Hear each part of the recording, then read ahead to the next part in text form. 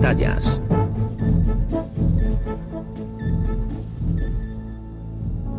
La batalla por Italia. Segunda parte.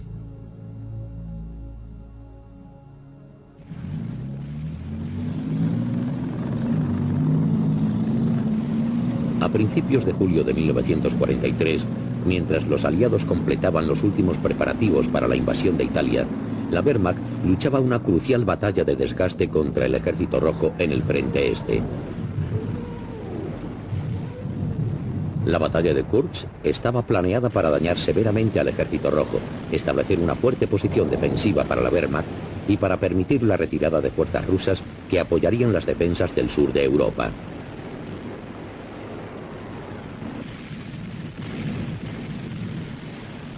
La batalla había comenzado mal, con una temprana andanada de la artillería soviética, y se había convertido rápidamente en una dura lucha que la Wehrmacht no podía permitirse por mucho tiempo.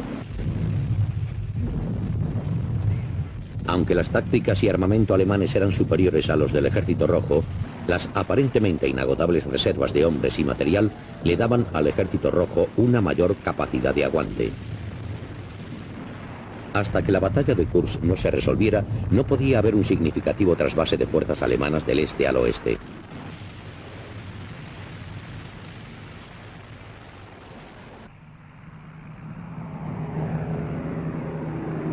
Mientras tanto, los aliados continuaban con la guerra aérea contra Italia desde las bases en el norte de África. La moral italiana ya había sido gravemente minada por la pérdida del norte de África y la destrucción de la octava unidad italiana en el este. Si se mantenía la presión con los ataques aéreos y los desembarcos en el sur de Italia, los comandantes aliados pensaban que la moral italiana se vendría abajo completamente, lo que llevaría a la salida de Italia del eje y a la rendición total.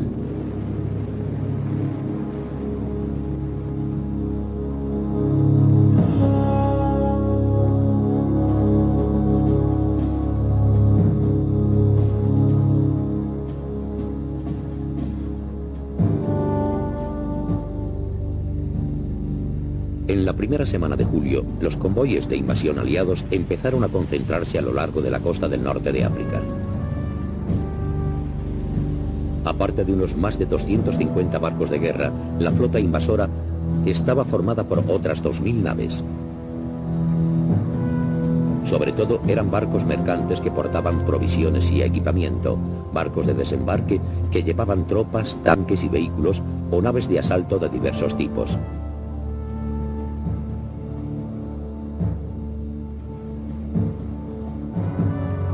Cuando se completó el embarque de hombres y equipamiento, los convoyes partieron hacia su punto de encuentro final, al norte de Malta.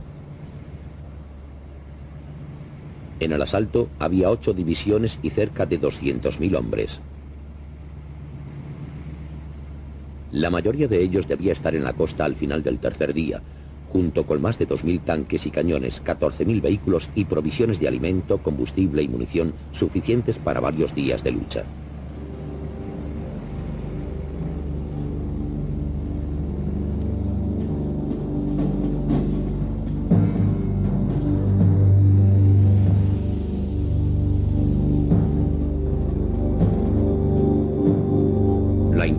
Y conquista de Sicilia debía llevarse a cabo por 2 grandes unidades, ambas parte del 15º grupo del ejército del general Alexander. La 7ª unidad americana estaba bajo el mando del general George Patton, quien ya había dirigido el 2º cuerpo americano en Túnez. Para los desembarcos de asalto en la costa sur, la 7ª unidad disponía de 3 divisiones de infantería junto con otra división acorazada en la reserva.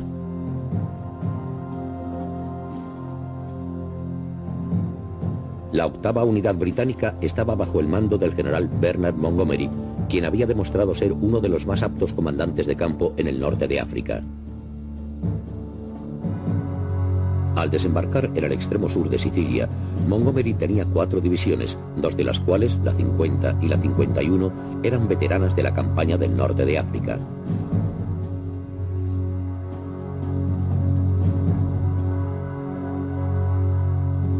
La flota invasora se desplegó en 2 fuerzas expedicionarias. La del oeste estaba al mando del vicealmirante Ken Hewitt, de la Marina de los Estados Unidos, e iba a ser responsable de desembarcar y apoyar a las tropas de la 7ª Unidad.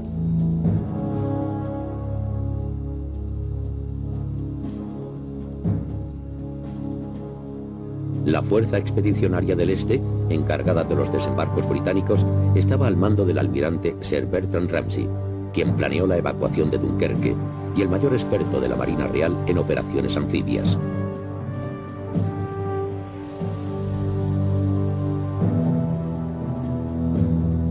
El apoyo aéreo iba a ser coordinado por el mariscal jefe del Ejército del Aire, Sir Arthur Tedder, como comandante en jefe de las fuerzas aéreas aliadas en el Mediterráneo.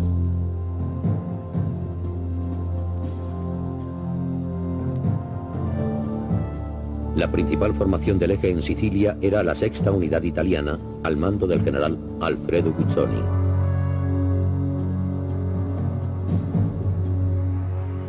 La 6ª Unidad tenía una fuerza en el campo de más de 300.000 hombres, desplegados en 9 divisiones. La mayoría eran, sin embargo, mandos de guarnición, pobremente equipados, mal entrenados y con un bajo potencial en la lucha. La fuerza de ataque principal en la isla era el 14º Cuerpo Panzer, formado por el 15º de Granaderos Panzer y la División Panzer Hermann Göring. El 14º Cuerpo Panzer estaba bajo el mando administrativo del teniente general Fridolin von Senger, quien era también el oficial de enlace alemán con la 6ª Unidad del general Guzzoni.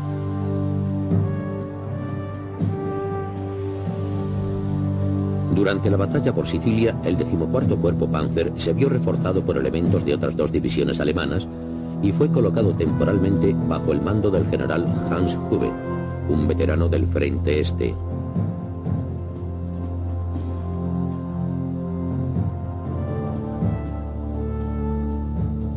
El apoyo aéreo de las fuerzas del eje en Sicilia lo proporcionó principalmente la 2ª Flota Aérea Alemana, que estaba ahora bajo el mando del mariscal de campo von Richthofen. La 2ª Flota Aérea tenía numerosas bases en el sur de Italia y aún contaba con varios cientos de aviones aptos para el servicio.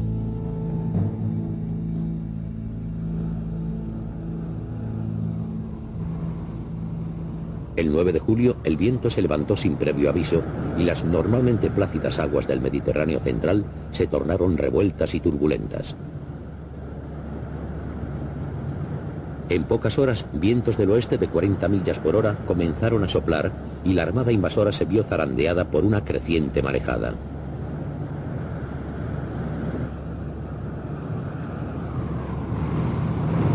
Aunque los desembarcos británicos en la costa este estaban protegidos de los peores efectos del temporal, los desembarcos americanos, de resistir esas condiciones, sufrirían una peligrosa combinación de vientos cruzados y alto oleaje.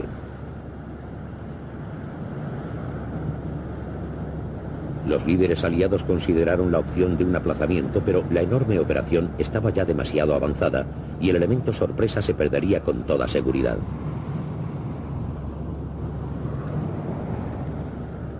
Afortunadamente había indicaciones de que el viento podría amainar durante la noche y se tomó la decisión de seguir adelante con lo planeado.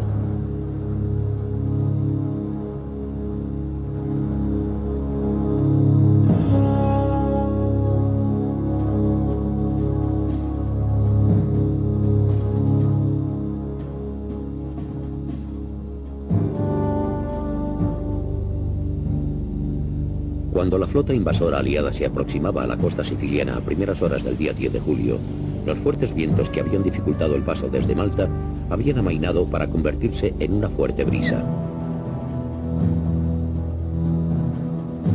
Con la esperanza de sorprender al enemigo, los cañones de la marina permanecieron en silencio mientras las lanchas de asalto se aproximaban a la costa. Entonces, cuando aún reinaba la oscuridad, abrieron fuego con furia, pulverizando la costa en respuesta a la distante artillería y a los disparos de ametralladora del enemigo.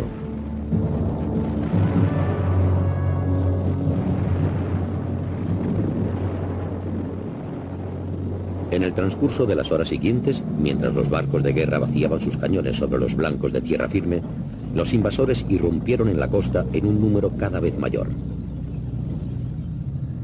Las defensas costeras enemigas demostraron ser completamente inadecuadas y fueron fácilmente superadas. Las guarniciones italianas se dieron a la fuga o fueron rodeadas y obligadas a rendirse.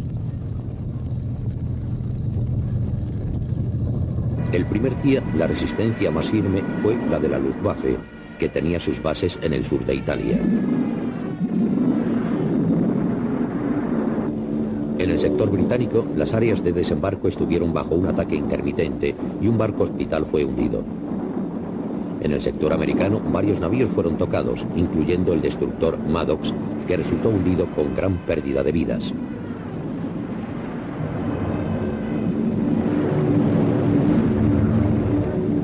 Estos ataques persistieron a lo largo de los 2 primeros días del desembarco, antes de que la superioridad aérea aliada sobre las playas pudiera ser apropiadamente establecida.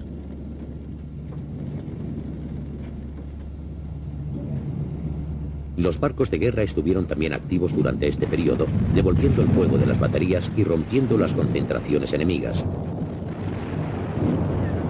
2 intentos por parte de la división Hermann Göring de introducir cuñas hasta la costa fueron desbaratadas con éxito por el preciso fuego naval, y el día 13 la división se había visto obligada a pasar a la defensiva.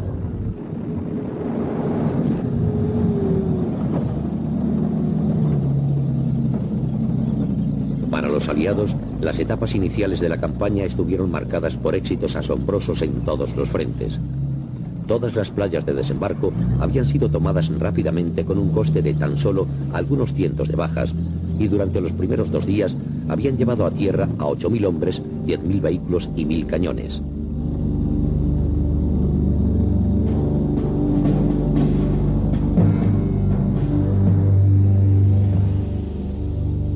El día 15, los aliados ya habían consolidado de manera firme una franja del sur de Sicilia. Siracusa había sido tomada en el primer día con sus instalaciones portuarias intactas, y Augusta había sido ocupada el día 13.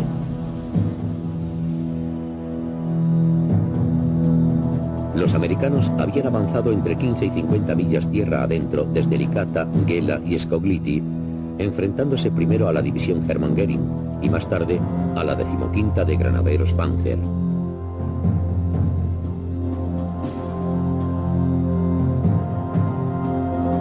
Varios aeródromos del eje habían sido capturados y fueron rápidamente utilizados como bases aliadas para escuadrones de apoyo inmediato.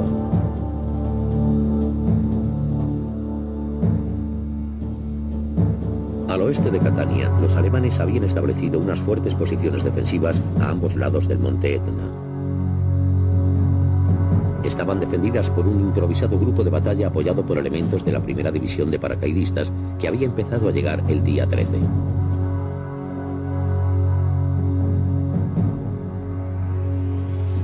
El día 16, Kesselring nombró a Hug comandante del 14º Cuerpo de los Panzer, el cual incluía todas las formaciones alemanas en Sicilia y la artillería antiaérea que guardaba el estrecho de Messina.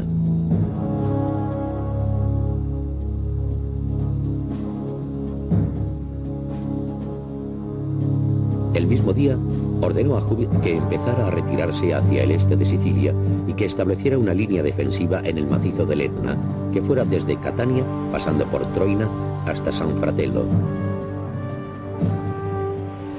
El día 18 estas fuerzas se vieron nuevamente reforzadas con la llegada del 29º de Granaderos Panzer de Italia. Al oeste de Troina, la línea del frente del eje estaba ahora en manos de las débiles formaciones de la infantería de la 6ª Unidad Italiana, y el 19 de julio los americanos lanzaron una gran ofensiva hacia la costa norte y la ciudad de Palermo. En 4 días, toda resistencia había desaparecido y todo el oeste de Sicilia estaba en manos aliadas.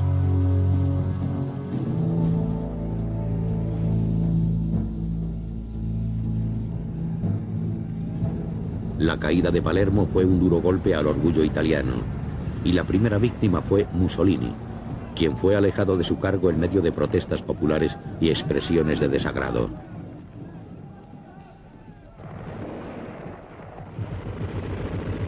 En Sicilia, sin embargo, los aliados avanzaban lentamente. El macizo del Etna y el abrupto terreno alrededor de Troina proporcionaba a los alemanes el escenario ideal para la defensa, anulando de manera efectiva la enorme superioridad numérica y material de los aliados.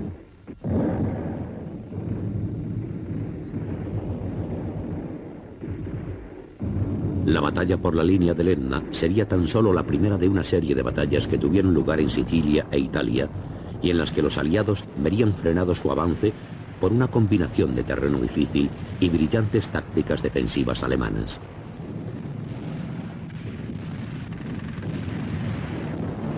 La línea del Etna aguantó durante la primera semana de agosto, y cuando fue finalmente franqueada, los aliados descubrieron en su avance que los defensores alemanes simplemente habían retrocedido a nuevas posiciones más al este.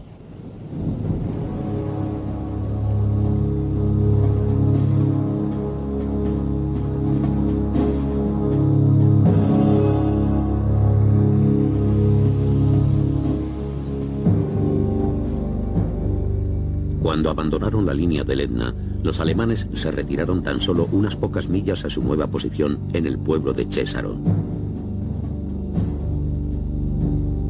Simultáneamente comenzaron a retirar el equipamiento pesado a través del estrecho de Messina a la península italiana.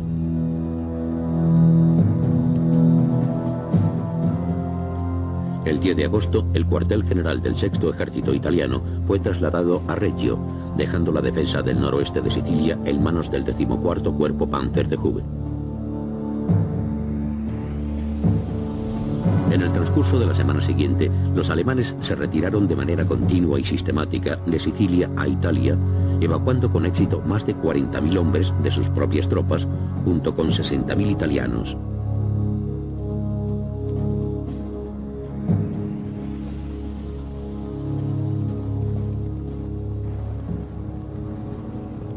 La conquista de Sicilia dejó a los aliados un saldo de cerca de 150.000 prisioneros italianos, pero muy pocos alemanes. La campaña en muchos aspectos había sido un rotundo éxito, pero en otros una decepción. La resistencia italiana había resultado ser mucho más débil de lo que se había anticipado, y la marina italiana ni siquiera había salido del puerto, a pesar de las repetidas peticiones de ayuda alemanas. De hecho, la aportación de las fuerzas armadas italianas a la defensa de Sicilia había sido casi nula, lo que fomentaba la impresión de que la propia Italia no era más que un cascarón vacío. Pero los aliados habían sufrido severamente a manos de las experimentadas formaciones alemanas, las cuales habían conservado la iniciativa hasta el final, dirigiendo una retirada en fases y escapando casi sin sufrir daños.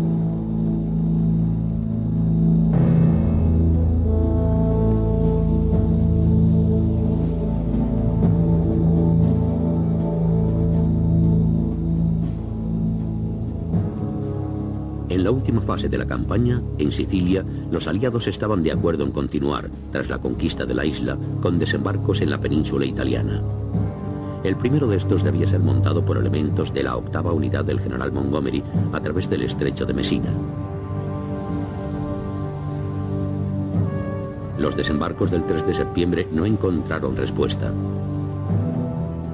Los alemanes se habían retirado prudentemente la noche anterior y las guarniciones costeras italianas se rindieron sin disparar un solo tiro. Mientras la 8ª unidad británica avanzaba hacia el norte, a lo largo de la puntera de Italia, la 5ª unidad americana, recientemente incorporada bajo el mando del general Mark Clark, navegaba hacia el Golfo de Salerno, 200 millas al norte.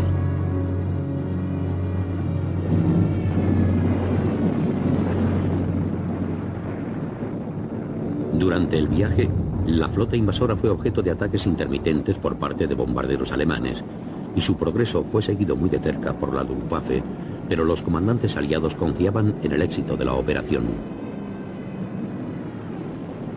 Los desembarcos del 9 de septiembre se programaron para hacerlos coincidir con la rendición italiana, y muchos de los que estaban a bordo de los barcos esperaban alcanzar la playa sin oposición alguna.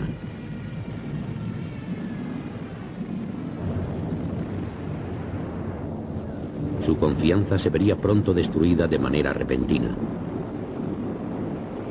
Cuando llegó a la playa, la primera nave de asalto, los invasores se hallaron de repente bajo un fuego cerrado.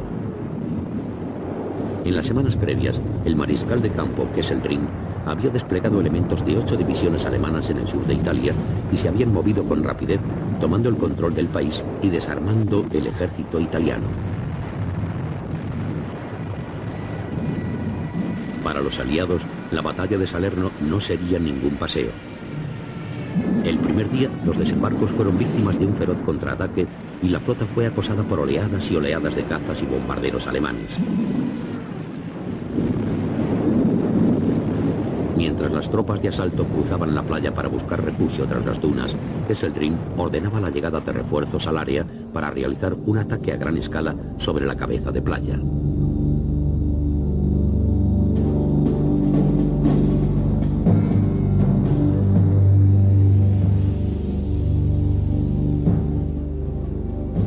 El 8 de septiembre de 1943, la 10ª unidad alemana en el sur de Italia estaba formada por 8 divisiones. 2 de estas, la 26ª de los Panzer y la 29ª de Granaderos Panzer, se retiraron lentamente hacia el norte ante el avance de la 8ª unidad británica y la primera división fue desplegada cerca de Bari, en la costa adriática, para asegurar la línea de retirada.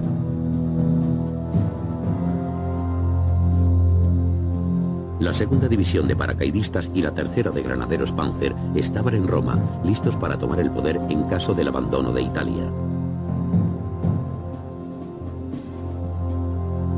La división Panzer Hermann Göring y la 15ª de Granaderos Panzer estaban de reparaciones cerca de Nápoles, por lo que la 16ª división Panzer en Salerno debía enfrentarse en solitario al ataque de la 5ª unidad americana.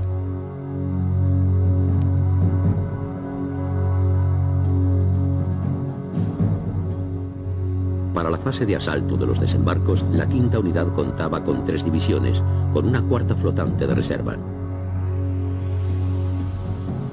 El objetivo primario era el de asegurarse una posición firme y luego avanzar hacia el norte, hacia Nápoles, donde esperaban entrar el tercer día. La 16ª de los Panzer, sin embargo, estaba desplegada en un alto, dominando el área de la cabeza de playa y los caminos principales hacia el norte. El primer día, los aliados consiguieron solo una cabeza de playa poco profunda, muy lejos de lo que era su objetivo. La 16ª de los Panzer, mientras tanto, desplegó su artillería en las colinas con vistas a la cabeza de playa y envió sus unidades a fortificar los pasos de montaña al norte de Salerno.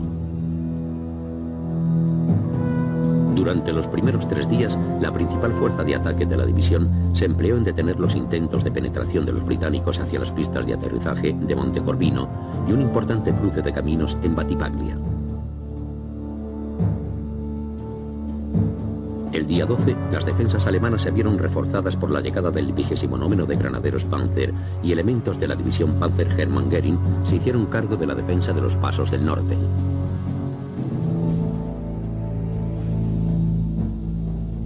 El mismo día, los alemanes recuperaron Battipaglia, que había cambiado ya de manos 4 veces en el mismo número de días. El día 13 lanzaron un ataque a lo largo del corredor del río Sele, avanzando hasta 1 milla desde la costa.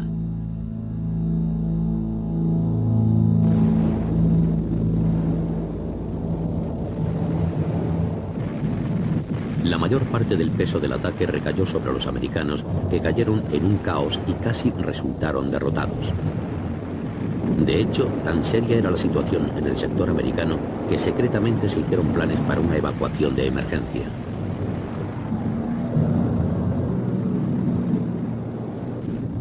Esto solo se evitó al acelerar la llegada de refuerzos a la cabeza de playa y al solicitar fuego de apoyo a los barcos de guerra.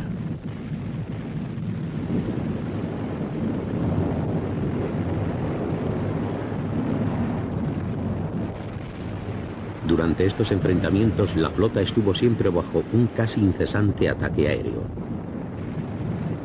2 cruceros y un acorazado resultaron seriamente dañados y se vieron obligados a retirarse, y un gran número de naves pequeñas resultaron hundidas, incluyendo un destructor y varios transportes.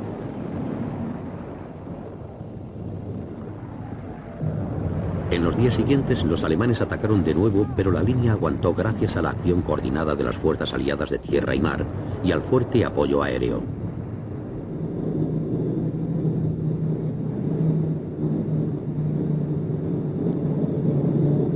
Durante un periodo de 24 horas, los aviones aliados en misiones tácticas y estratégicas hicieron más de 2000 pasadas sobre la zona de la batalla, lanzando más de 1400 toneladas de bombas.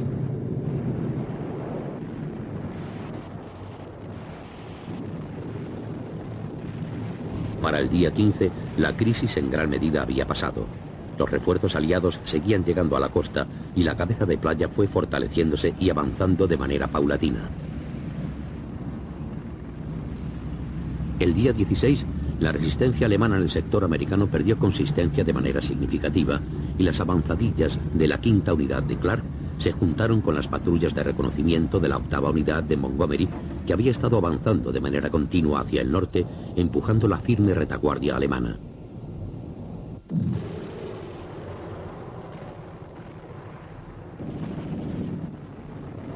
Al norte y al oeste de Salerno, el componente británico de la 5ª unidad aún afrontaba una fuerte resistencia y contraataques ocasionales. Pero pronto se hizo evidente que estas eran acciones de retaguardia en su mayoría y que los alemanes estaban en medio de una retirada escalonada hacia el norte.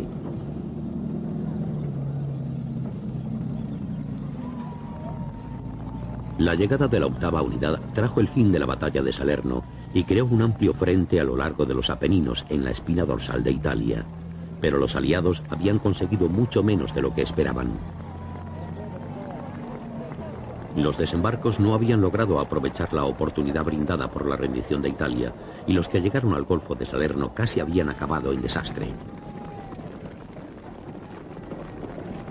Además de los daños infligidos sobre la flota invasora, los aliados habían sufrido el doble de bajas que unos oponentes en inferioridad numérica. Sin duda, Salerno había supuesto una prueba mucho más dura para los aliados que la invasión de Sicilia, y marcó la determinación de Alemania de mantener el control sobre Italia todo el tiempo que fuera posible.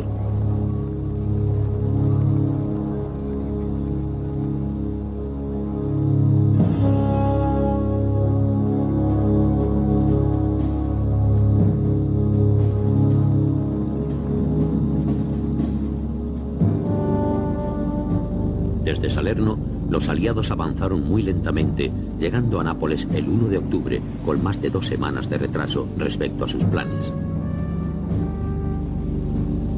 Hallaron la ciudad en ruinas y el puerto inservible. Aquello no había resultado dañado por el bombardeo aliado, había sido demolido de manera sistemática por los alemanes antes de la evacuación. Restaurar el orden y reparar el puerto iba a llevar varias semanas, utilizándose valiosos recursos para ello y retrasando aún más el avance hacia el norte.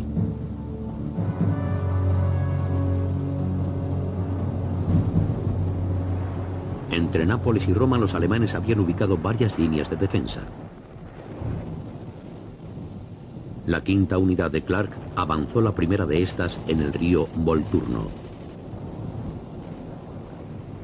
La línea estaba defendida por 3 divisiones alemanas, pero estaba solo parcialmente preparada y no estaba pensada como una línea principal de defensa.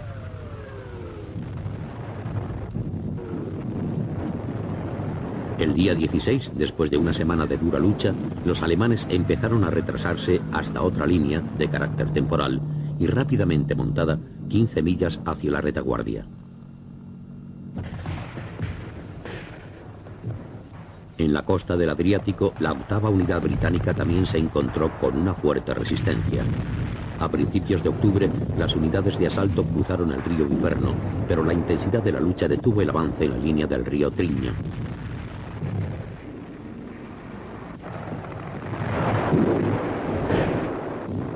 Durante el mes de noviembre, los alemanes siguieron retirándose por fases, intercambiando terreno por tiempo y causando numerosas bajas en los aliados que los perseguían.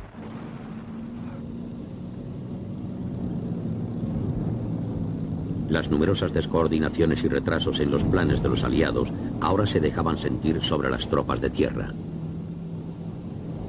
El invierno italiano empezaba a llegar y la fuerte lluvia estaba haciendo crecer el caudal de numerosos ríos y arroyos, la mayoría de los cuales pasaban directamente por la línea de avance aliada.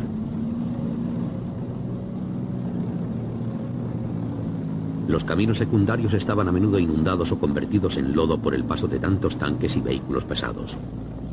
La congestión de las pocas rutas principales afectaba de manera negativa al movimiento de provisiones y refuerzos.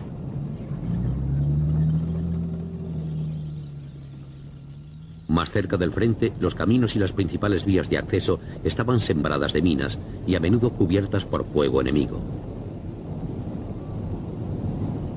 Para la infantería, este clima significó la miseria y la frustración de luchar en terreno difícil y montañoso contra un hábil enemigo en retirada les restaba moral.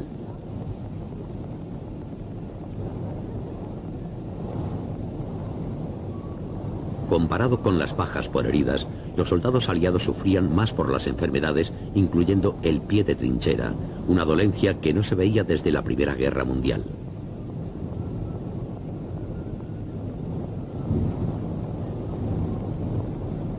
La de Italia fue una campaña en la cual la infantería jugó un papel excesivamente importante. El terreno y las condiciones eran simplemente inapropiados para los tanques, que solo se utilizaban ocasionalmente, sobre todo en misiones de apoyo. Las ofensivas se realizaban mediante un intenso fuego de artillería y mediante ataques de la infantería sobre terreno abrupto o a través de calles llenas de escombros. Durante noviembre y principios de diciembre, la infantería aliada luchó en una serie de acciones de este tipo, expulsando a los alemanes, a veces incluso a punta de bayoneta, de sus reductos y fortines de montaña. En la costa del Adriático, la 8ª unidad avanzó a través del río Triño y después del Sangro. Al oeste de los Apeninos, la 5ª unidad avanzaba pulgada a pulgada, adentrándose en las montañas que dominaban la planicie de Nápoles, pero en diciembre ambas fuerzas empezaron a encontrarse con las defensas de la línea de Gustav, la última y con diferencia la más formidable de las líneas defensivas alemanas al sur de Roma.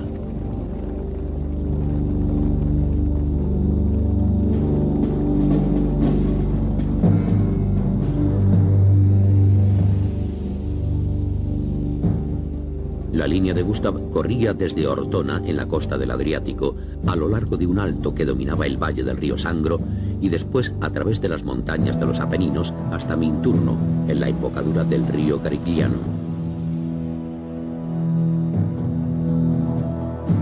La línea estaba fuertemente fortificada y se centraba en la infranqueable fortaleza abadía de Monte Cassino. La abadía dominaba la entrada al valle del Liri, la única ruta principal a través de las montañas hacia Roma. El extremo norte de la línea de Gustav estaba defendido por el 76 Cuerpo de los Panzer, que constaba de 4 divisiones. El extremo sur, incluyendo Monte Cassino, era defendido por el 14º Cuerpo de los Panzer, que también estaba formado por 4 divisiones. Pero era en este sector donde Kesselring esperaba que los aliados lanzasen su ofensiva principal. Aquí concentró el grueso de sus reservas, otras 4 divisiones, para impedir que los aliados llegasen hasta el valle del Liri.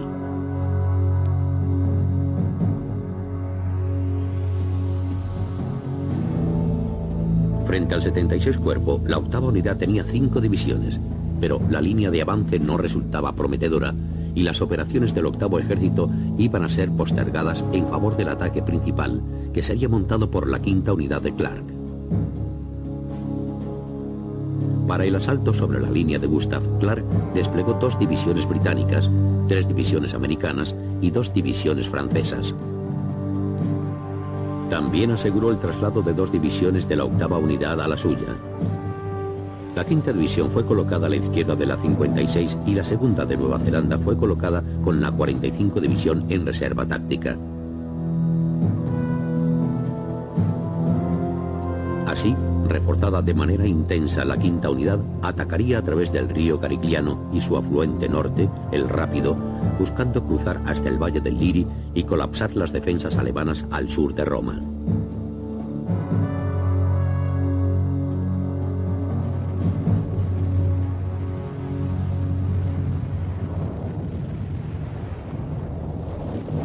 La ofensiva se lanzó el 17 de enero. Pero a pesar de algunos ligeros avances en el sector costero por parte de la 5ª y la 56 divisiones británicas, El ataque principal, a través del río Rápido y efectuado por la 36 División Americana, se encontró con una resistencia mucho más dura.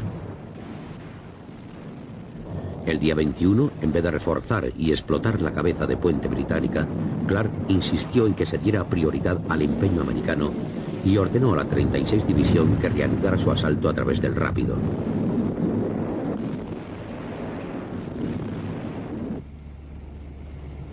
Mientras los americanos continuaban su ofensiva contra la línea de Gustav, una fuerza de 2 divisiones, una británica y otra americana, se embarcó hacia la ciudad de Anzio, 60 millas más al norte por la costa y a solo 30 millas de Roma.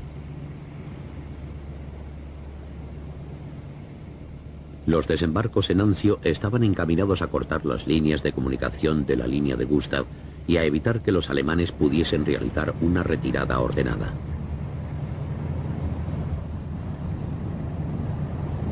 Las tropas alcanzaron la costa el 22 sin oposición alguna. Las reservas alemanas habían sido llamadas al sur para enfrentarse a la quinta unidad y no quedaba prácticamente ninguna unidad alemana en kilómetros a la redonda.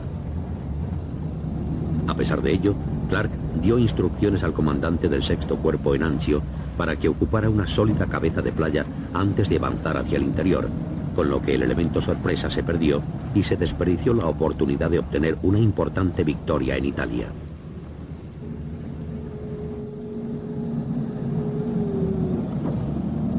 Mientras el sexto cuerpo consolidaba su posición y acumulaba sus provisiones en la cabeza de playa de Anzio, Kesselring estaba organizando las reservas en el área.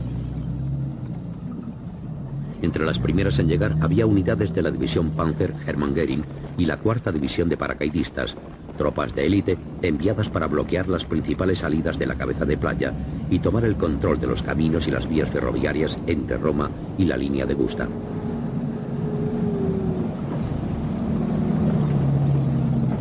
En pocos días se unirían a estas otras 6 divisiones, algunas de ellas traídas de lugares tan lejanos como Francia y Yugoslavia. Clark, mientras tanto, había logrado poco con su ofensiva principal contra la línea de Gustav. En los primeros 2 días de la batalla, la 36 División Americana había perdido cerca de 2000 hombres en repentinos intentos de cruzar la parte inferior del Rápido.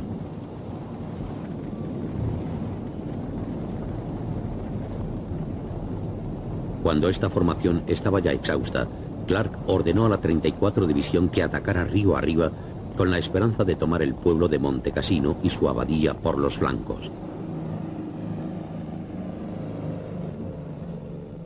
La abadía dominaba el campo de batalla, y aunque no estaba de hecho ocupada por los alemanes, la posesión de la colina en sí misma y de otras colinas cercanas les daba una gran ventaja defensiva. La observación alemana de los movimientos aliados en la planicie era ininterrumpida y un fuego concentrado caería sobre cualquier ataque. Una vez más, el ataque americano se encontró con una tormenta de fuego, pero a fuerza de perseverancia consiguieron introducir una cabeza de puente en la orilla más alejada del Rápido y empezó a avanzar hacia las colinas. La primera batalla de Cassino duró hasta el 10 de febrero. Los americanos, apoyados en su flanco derecho por los franceses, obtuvieron importantes avances. La cabeza de puente fue consolidada y se tomaron varias colinas importantes, aunque al precio de otras 4000 bajas.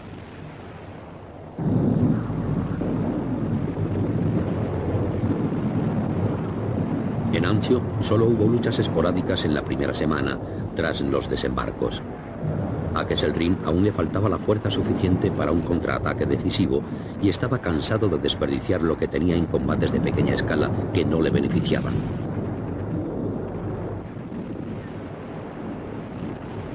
Mientras se reunían reservas suficientes para un ataque total, ordenó la contención de la cabeza de playa y la interrupción de la acumulación de fuerzas aliadas mediante fuego de artillería de largo alcance y ataques aéreos en contra de la flota invasora. Estos resultaron de una efectividad asesina.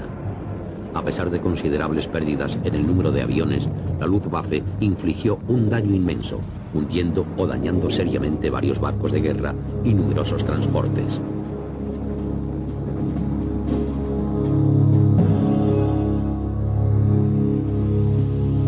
principios de febrero de 1944, los aliados habían obtenido solo una pequeña posición firme, de no más de 10 millas en profundidad y centrada en el camino principal que transcurría de Anzio a Roma.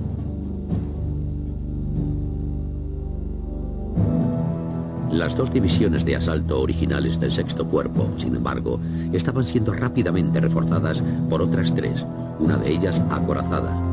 Y a pesar de los ataques de la Luftwaffe, la flota invasora aún poseía más de 20 importantes barcos de guerra.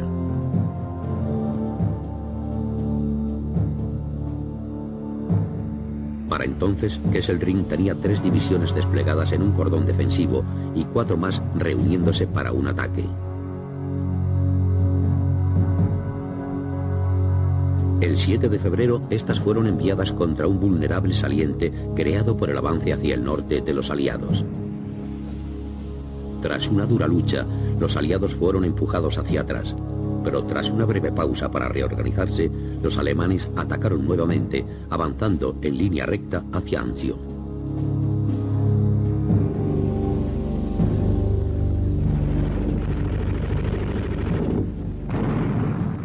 El primer día, los alemanes hicieron buenos progresos, abriendo una brecha en las líneas aliadas de 3 kilómetros de anchura y 1,5 kilómetros de profundidad.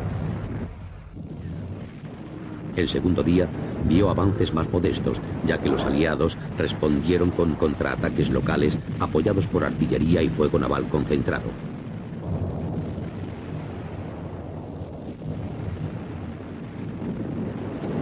Los alemanes continuaron con su ofensiva por tercer día, pero cada nuevo avance era respondido por un abrumador fuego de artillería y por una decidida respuesta de la infantería. La línea se mantuvo, y el cuarto día los aliados contraatacaron vigorosamente, recobrando parte del terreno perdido. Pero ambos lados estaban exhaustos, y ambos, de forma diferente, habían sufrido una derrota. Aunque la ofensiva de Kesselring había fallado en su objetivo prioritario de expulsar a los aliados nuevamente al mar, los había golpeado severamente y los había forzado a posiciones inferiores. Y lo que aún era peor, los alemanes estaban desplegándose para la defensa y parecían capaces de contener la cabeza de playa de manera indefinida.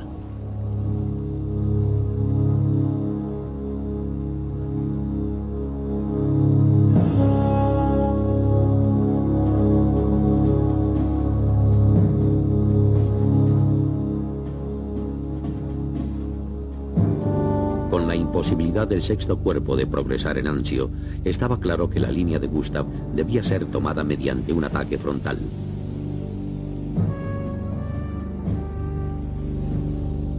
La abadía de Monte Cassino, aunque no estaba ocupada, era considerada por muchos comandantes aliados como la posición más formidable de toda la línea.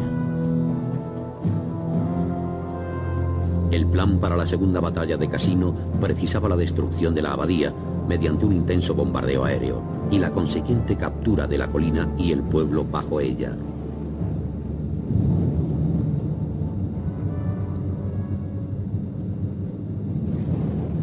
La destrucción de la abadía, sin embargo, demostró ser un error militar de primera magnitud. La operación había sido apresuradamente montada y no se había hecho ningún intento de coordinar el ataque aéreo con una ofensiva de tierra. Como era de esperar, las ruinas fueron rápidamente ocupadas por los alemanes, lo que les otorgó una posición casi inexpugnable. Cuando el ataque sobre la abadía fue finalmente lanzado, 2 días más tarde por parte de la 4ª División India, fue repelido con fuertes bajas.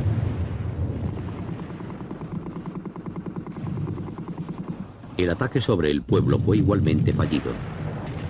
Después de un difícil asalto cruzando el cauce bajo del rápido, 2 compañías de la 2ª División neozelandesa lucharon hasta alcanzar el borde del pueblo y la estación de tren, pero los granaderos Panzer alemanes pronto contraatacaron.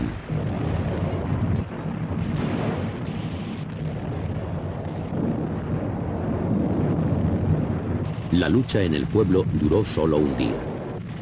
Los neozelandeses, en inferioridad numérica, carecían de armamento pesado, y la incapacidad de la división india de tomar la abadía y el dominio de los altos hicieron que su posición se tornara insostenible, obligándolos a retirarse.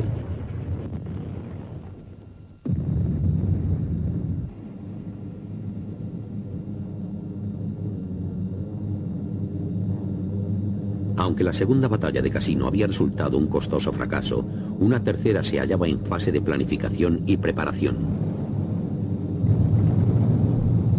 Una vez más, esta vendría precedida por masivos ataques aéreos que destruyeron esta vez lo que quedaba del pueblo.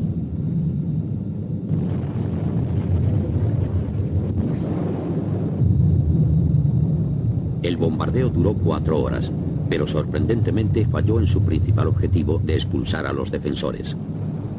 De hecho, las calles llenas de escombros demostraron ser prácticamente inaccesibles para los tanques y proporcionaban a los paracaidistas alemanes que se habían hecho cargo de la defensa del pueblo con un reducto aún más fuerte.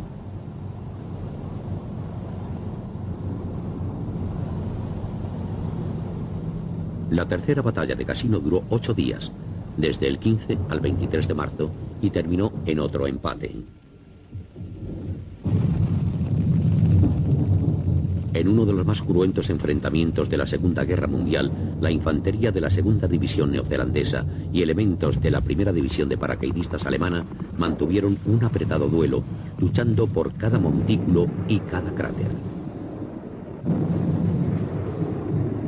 Aunque muchos de sus camaradas resultaron muertos y casi todas sus armas pesadas resultaron destruidas en el bombardeo, los paracaidistas maniobraron de manera brillante, rechazando con morteros, ametralladoras y rifles cada intento de los neozelandeses de echarlos del pueblo. Para el 5.º día habían recuperado la iniciativa y habían establecido una fuerte posición al oeste de la estación de tren.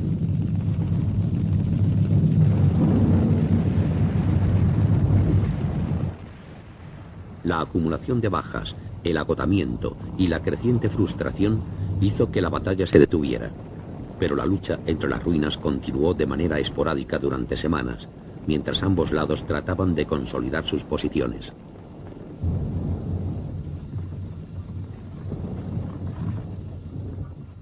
El fracaso de la tercera batalla de Cassino finalmente convenció al general Alexander de que solo una ofensiva a gran escala sobre la línea de Gustav tendría esperanzas de lograr el éxito, y que el general Clark no era el hombre para dirigir el ataque principal. En consecuencia, retiró las divisiones británicas y de la Commonwealth de la 5ª unidad y extendió la esfera de operaciones de la 8ª unidad hasta incluir el sector de Cassino y la entrada del Valle del Liry.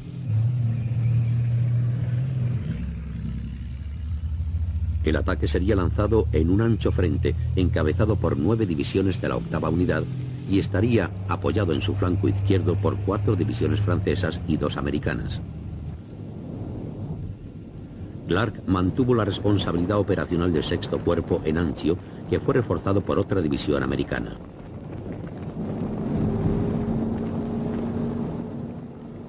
Al 6º Cuerpo se le ordenó que se descolgara hacia el norte y cortara la línea de retirada de los alemanes.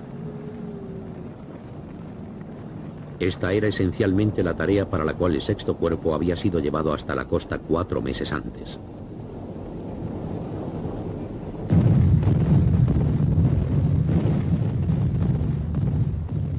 La ofensiva se abrió el 11 de mayo con una andanada sostenida de la artillería, con más de 2000 cañones.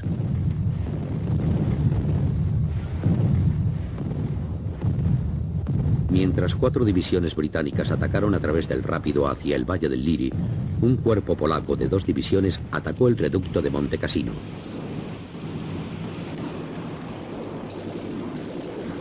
Los polacos eran recientes adiciones a la línea frontal de la 8ª unidad, y además de estar frescos, eran completamente fanáticos y estaban impulsados por un intenso patriotismo y odio hacia los alemanes. Los polacos lanzaron 2 ofensivas. La primera avanzó de manera constante, pero perdió fuerza lentamente debido a la resistencia y a los fieros contraataques alemanes. La segunda, montada algunos días más tarde, conquistó un risco de importancia clave al oeste de la abadía, amenazando con rodearla. Las bajas polacas por entonces eran alarmantemente altas, pero los polacos no se amilanaban, ni por sus propias bajas, ni por el feroz fuego que iba dirigido hacia ellos desde la abadía y las colinas adyacentes. Esa noche, los alemanes empezaron a retroceder, y al día siguiente los polacos clavaron la bandera de su regimiento sobre las ruinas de la abadía, declarando el final de la cuarta batalla de Cassino.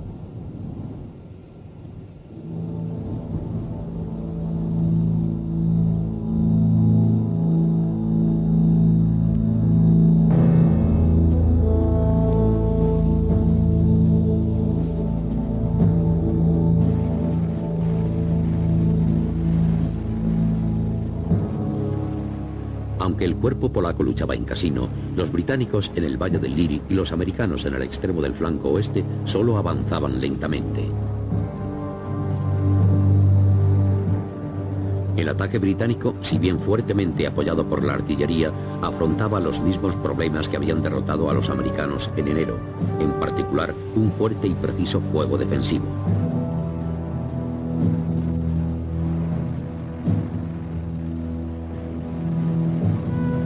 En el sector costero, el segundo cuerpo americano, que constaba de 2 divisiones frescas, lanzó su ataque desde la cabeza de puente del Garigliano.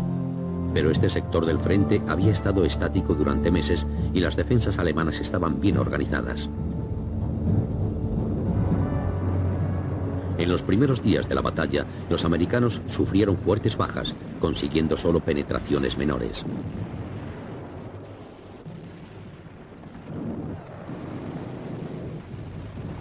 En las montañas del norte, sin embargo, los franceses estaban haciendo notables progresos. El 13 de mayo habían atravesado unas sorprendentemente débiles defensas alemanas y avanzaron con rapidez a través de un terreno hasta entonces considerado por los alemanes como prácticamente intransitable.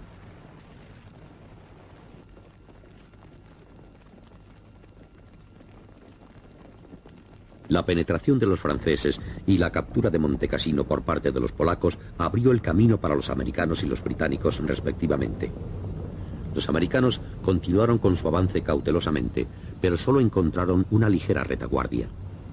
Los alemanes que se enfrentaban a ellos, aislados y en peligro de ver cortada su retirada por los franceses, habían dejado de ofrecer resistencia y estaban en plena retirada hacia el noroeste. En el Valle del Liri la defensa era más decidida, pero la línea de Gustav no era ya sostenible y los alemanes por todas partes se retiraban a la defensiva. Para el 22 de mayo la línea de Gustav se había derrumbado por completo y otra posición más atrasada también había sido atravesada. Al día siguiente, el sexto cuerpo lanzó su muy esperado avance desde Anzio. La línea de contención alemana había sido aligerada para enviar tropas a la línea de Gustav y no había reservas tácticas. Lo que es más, el golpe cayó sobre el sector más débil del frente. Tras 2 días de despiadada lucha, los americanos abrieron una enorme brecha en las defensas, capturando Cisterna el día 25 y juntándose con tropas del segundo cuerpo americano que avanzaba por la costa.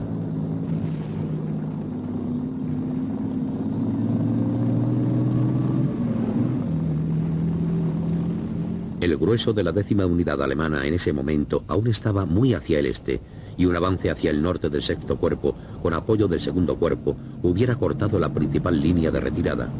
Pero esto fue rechazado por Clark, que ordenó a la sexta unidad que maniobrara hacia el oeste, directamente hacia Roma.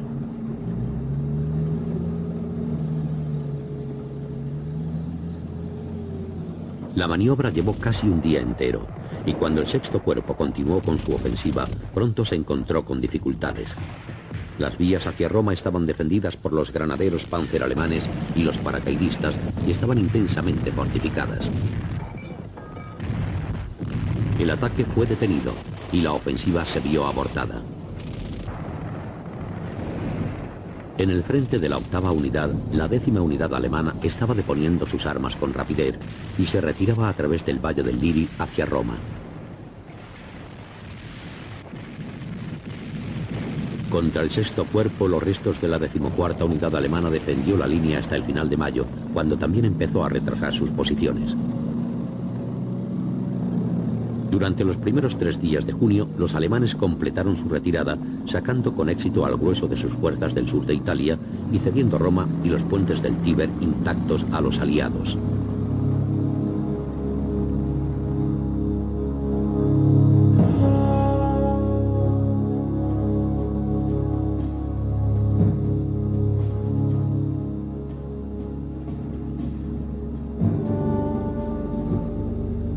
Las primeras unidades americanas alcanzaron la capital italiana el 4 de junio, irónicamente no desde Anzio, sino desde el Valle del Liri.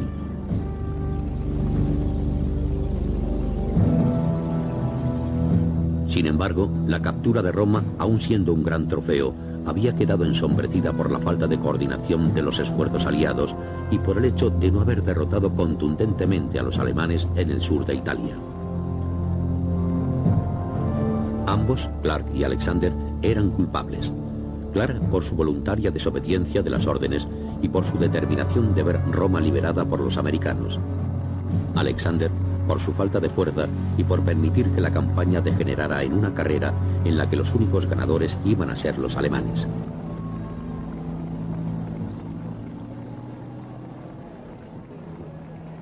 De hecho, el momento de gloria de Clark sería breve.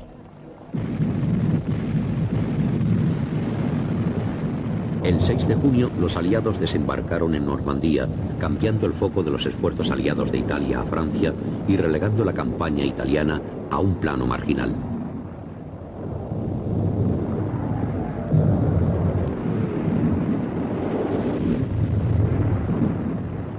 En Italia, la lucha continuó durante otro año. Desde Roma, los alemanes retrocedieron hasta la parte norte, los Apeninos, donde condujeron una dura y tensa defensa a lo largo del invierno y la primavera de 1945, antes de que finalmente se rindieran solo pocos días antes del fin de la guerra.